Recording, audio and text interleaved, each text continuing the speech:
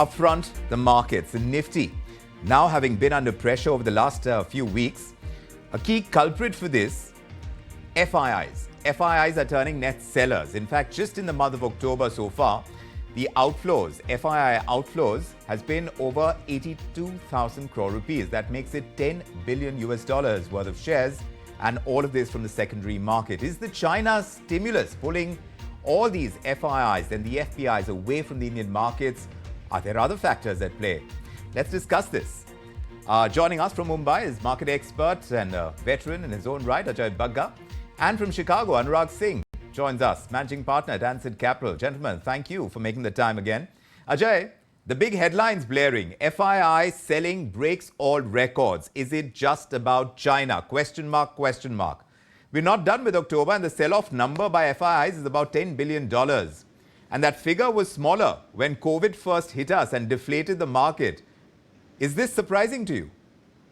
No, Vikram, we should take the absolute dollar numbers with the perspective that 2020 versus 2024 dollar is very different. One. Second, we have to see where is the money going. $53 billion went into the Chinese markets in the first 2 weeks. So following the stimulus in late September, first 2 weeks of October saw 53 billion going in. But the last week up to 21st October, which is today, they've actually seen outflows of 6 billion. So where is the money going? Money probably what we have seen in the last 1 week, 23 billion went back to the US stock markets because from the Fed narrative of a soft landing and continuous fast Fed cuts, now it's moving to a no landing, an exceptionalist US economy, which means US economy continues to do well, funded by their huge fiscal deficit and a still huge note printing, which is revolving in their economy. So it is a function of the China stimulus leading to that time, those 2 weeks, we saw money going out from all EMs and DMs into China, but that money has started retreating, or some of it, or some others have booked profit. But 6 billion net came out of China in the last 1 week. So we have to take it in that scenario. If China got 53 billion, in those 2 weeks, we lost about 4-5 billion. Right. So if a lot of it is going to the US markets, Anurag, the Fed factor would have to be discussed. Markets were expecting aggressive rate cuts by the Fed after that unexpected 50 basis point reduction in September. But economic data from the US looking very strong. US yields have been rising on the back of this. Is that making FIIs pull out of India, you think? No, Vikram, not really. So look, Ajay sir has very well laid out the landscape as to how the money moved, right? Yes. I need to say 2-3 points around it, but let me just start with the first one. Vikram, if Indian investors were given a choice that they can invest into Chinese market, Japanese market, or US markets without any restrictions, I'm sure they will pull some money out of Indian markets and deploy globally, right? That's the choice we have to understand that FIIs have. Now, in this process, they might miss out on a very long-term secular story in some countries, but they don't care about that. They have near-term metrics. If the metrics say pull out from these markets has become really, above the long-term moving average on valuations, they pull out and they deploy into cheaper market as soon as there is a news-based trigger or a valuation-based trigger. So I think it is, and I interestingly noted that you said the culprit was FIIs. I would say let's reverse this. The culprit is DIIs. Are they? I mean, why should they buy? I mean, if everybody has to make their own judgment on what are they buying, yes, what is their duration and what is their long-term perspective. Right. If somebody is selling, well, never repent for taking money off the table in markets, as we say, right? But if you are buying, well, you have your own perspective. So I think let us twist around and say, I would say the culpability lies more within the promoters who are selling Right. and also the private equity selling, which is like lapped up like hotcake by the Indian investors with no regards to what will happen in future. That's where the Let me take that culpability across. lies, This Vikram, I really, guess. I need to take this across to Ajay. Ajay, for the longest time, DIIs were more or less putting in as much as the FIIs were pulling out. Have they stopped keeping pace despite adequate liquidity in the system? No, no, they are, and Anurag always, as you know, we run a mutual admiration society. I Yes, you agree do. fully with what Anurag says. So we don't need to give an exit. I remember, Vikram, I have told you earlier also, 2008, an FI told me that when we came in, you were as big as Taiwan. It was a Yes, huge door. you And said then that. when we were trying to exit, you become Thailand. Now we don't become Thailand. We give them an exit. And DIIs have put in that 8 billion that has gone out, or 10 billion today, Yes, month to date. But to add to Anurag's point, Vikram, these are very important points to understand. yes, 4 lakh crores have gone out of, in terms of market liquidity. Where have they gone? 2 lakh crores is promoters and PEs selling more than 2 lakhs. So 2 lakh 10,000 crores odd. Promoters and PEs have sold this year, all absorbed in. And the rest 2 lakh crores is your IPO frenzy, your FPO, QIBs, and OFS selling.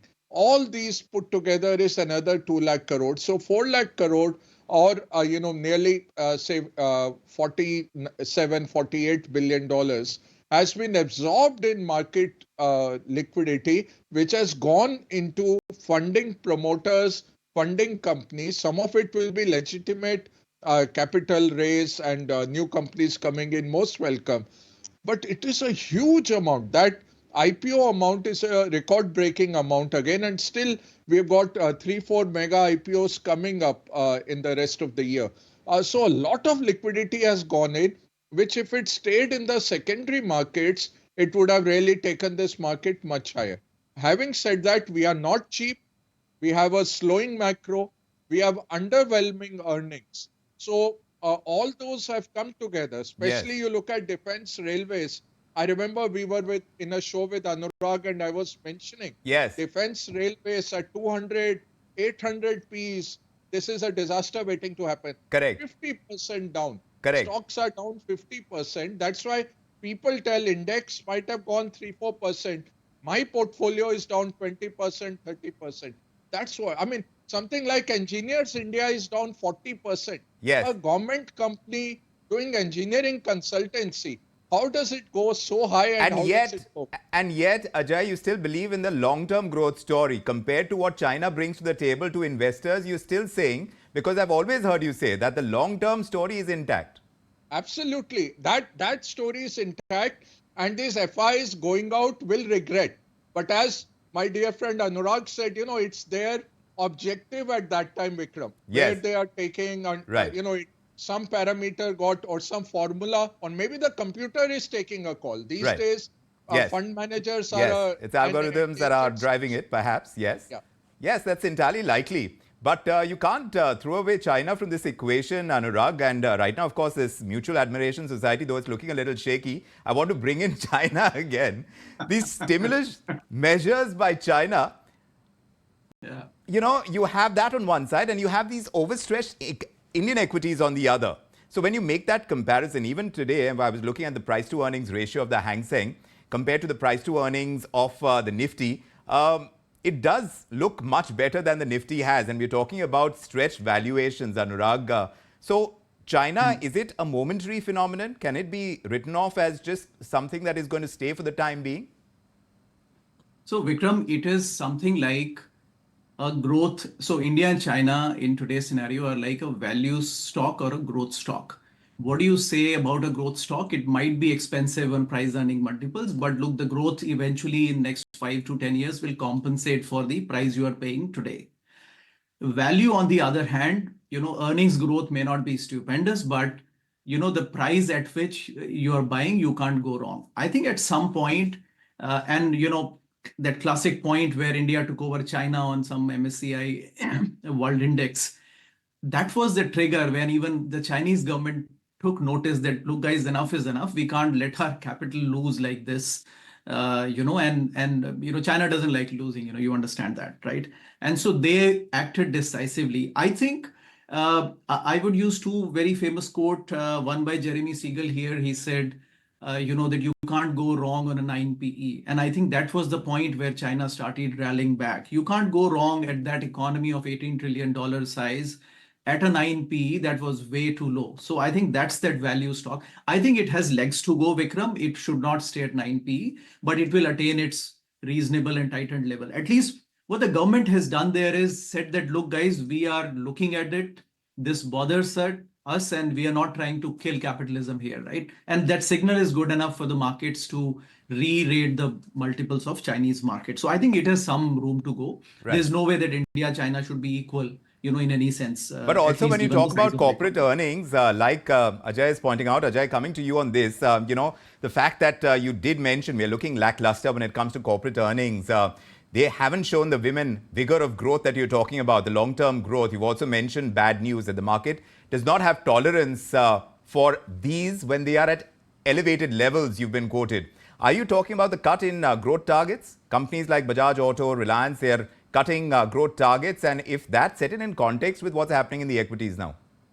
Yeah, absolutely. The expectation was rural demand pickup would come in. Unfortunately, and private consumption is 60% of our GDP. So if private consumption doesn't go up, sooner or later, rest of the sectors follow. So what we are seeing, rural demand is up 5%. Urban demand is even worse. It's up 4% year on year. And that is the crux of the problem in the economy. You need a rate cut.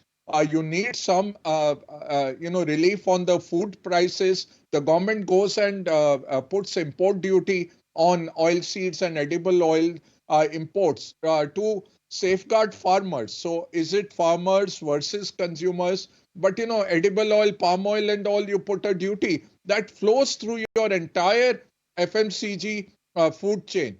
That's what's coming in, 20% kind of a tariff hike to protect the domestic farm lobby.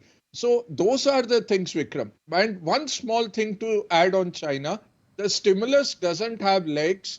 It is a very big problem. It's not that China is going away tomorrow. Right. It's a massive economy. Yes. It's a massive market. But just But are they doing enough to bring back consumption? Are they doing enough to bring back real estate, which has really been sinking? No, real estate, if you see 70% of Chinese wealth is in real estate. Yes. It's a $60 trillion sector. $60 trillion. It adds 36% of the revenues of the local governments. Right. Its revenues have gone to zero. Right. Now they are borrowing. Today, what did PBOC do? They have offered companies unlimited loans to go and do share buybacks. So $140 billion of shares are being bought by companies which are controlled by the government on very easy loans to buy back. PLI we say suit boot ki sarkar. If you look at the Chinese balance sheets, Vikram, the PLI number disguised in various ways will be 100x. Yes. That's the kind of support they give. So Chinese market is not going anywhere. Right. But when I'm sitting in India, I'll invest in India. But tell me, Ajay, when we're talking about the stimulus measures in China, what about the RBI? The governor is at pains to say that the RBI is not behind the curve. Even if you look at the RBI bulletin that came out today, it says, among other things, that domestic engines are keeping India's growth outlook stable, that they have seen inflation ease and they have seen household consumption increase in the first half of this calendar year. And they also go on to say that the stage is set for mega IPOs to shine this Diwali. So they are sounding very upbeat. But as far as RBI's rate cuts are concerned, do you think they are behind the curve and that might lead to some sort of action that we are seeing in the equity markets right now, where FIIs are pulling out of the secondary markets? Of course, like you mentioned, they're putting in money in the IPOs. Yeah, Vikram, the models are broken because of the amount of money that got printed. So why have central bankers moved to meeting data dependent? The forecasting models don't work. So I am nobody to tell RBI whether they are behind. All I can tell from my gut feel and my experience, what I'm really seeing, Vikram, in all humility, I think we are behind the curve. There is no model that is working. Second, despite keeping the rate so high, your currency is weakening. So some problem there because we do a managed depreciation, even though officially we might say it's a free float currency. All that is not very true. The third big part is consumption is not coming. And if you keep on revising your GDP base year, you will get a 7, 8, 10% also. You revise it to last month, you can show a very good return. So again, 50 economists were called in and government is now seeing which series of data should we look at. We used to pride ourselves on the integrity of our data, quality of our data. If you keep revising these series, then, who knows what is this GDP? That on a country of our scale, if US is revising 3 times, we should be revising 13 times, Right. given just the sheer scale of what we are doing. Well, our producers seem to have brought it down to an important question that we are going to end this discussion with. Who's going to have the last laugh? Is it going to be BIIs or FIIs? That's going to be a big one that we'll seek to answer. What are you saying, Ajay? Anurag should have the last. I've talked too much. Well, we are going to keep carrying on with this discussion. This is not going to end. Of course, the outcome of the presidential polls in the US is going to have a big factor as well to play. We'll see exactly, and we'll keep reconnecting with you. It's always a pleasure having you on India Tonight. Both of you, gentlemen, Ajay and Anurag, thank you very much for joining us tonight as well. If you like this video, then like, share and subscribe to ET Now.